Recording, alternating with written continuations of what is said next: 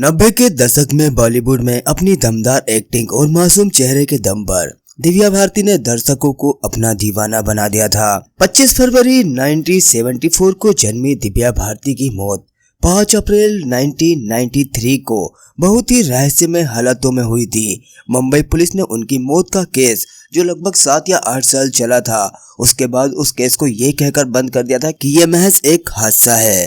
दोस्तों, 19 साल की उम्र में दिव्या भारती ने मशहूर प्रोड्यूसर साजिद नाडियाडवाला के साथ में प्रेम करके शादी कर ली थी। दिव्या भारती की मौत भी साजिद के घर पर ही हुई थी। वो तुलसी अपार्टमेंट की 5वीं मंजिल पर खड़ी थी, या हो सकता है उनके साथ कुछ हादसा हुआ हो, या फिर उनको उनके पति ने ही धक्का दे दिया हो, या फिर उन्होंने खुद सुसाइड कर लिया हो। हमेशा इस बात पे मीडिया चर्चा बनी रहती है। इस बारे में आपका क्या सोचना है? दोस्तों, ये बात आप हमको कमेंट में लिख के जरूर बताइए। चलिए अब हम बात करते हैं दिव्या भारती के फिल्मी कैरियर पे। दोस्तों, दिव्या भारती किसी भी फिल्मी परिवार से नहीं है। उनके पिता ओम प्रकाश भारती बीमा कंपनी में अफसर थे और उनकी माँ मीता भारती एक गृहिणी। दिव्या ने 9वीं क्लास तक पढ़ाई की, फिर 14 साल की उम्र में ही पढ़ाई को छोड़ के उन्होंने मॉडलिंग चालू कर दी। गोविंदा के भाई कीर्ति कुमार ने दिव्या को फिल्म राधा का संगम के लिए साइन किया था, लेकिन किसी कारणवश दिव्या को उस फिल्म से बाहर कर दिया गया और उनकी जगह पर जूही चावला ने उस फिल्म में अदाकारी की। दिव्या ने तेलुगु फिल्म बोबिल राजा से फिल्मी करियर की शुरुआत की। ये फिल्म बहुत ही सुपरहिट रही और इसने दिव्या को साउथ फिल्म इंडस्ट्री का सुपर स्टार बना दिया।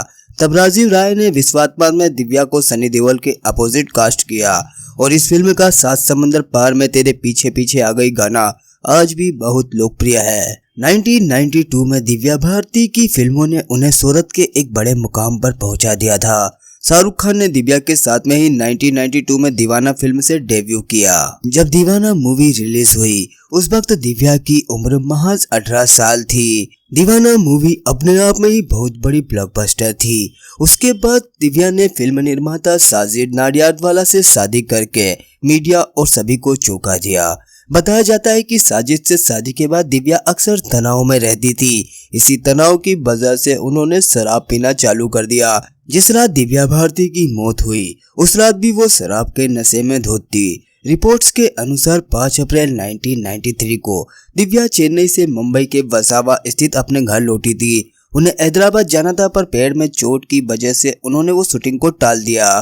फैशन डिजाइनर नीता लुल्ला अपने पति डॉक्टर श्याम लुल्ला के साथ में दिव्या के घर उस दिन आई थी। इन तीनों ने दिव्या के घर पर शराब पी। उस वक्त दिव्या की मेड अमृता भी घर पर थी। दिव्या लिविंग रूम की खिड़की पर बाहर की तरफ पैर करके बैठी थी। इस पर ग्रिल नहीं लगी थी। यह पार्किंग की ओर खुलती थी और उठने की कोशिश करते वक्त दिव्या का हाथ फिसला और वो 5वीं मंजिल से सीधे नीचे आ गिरी।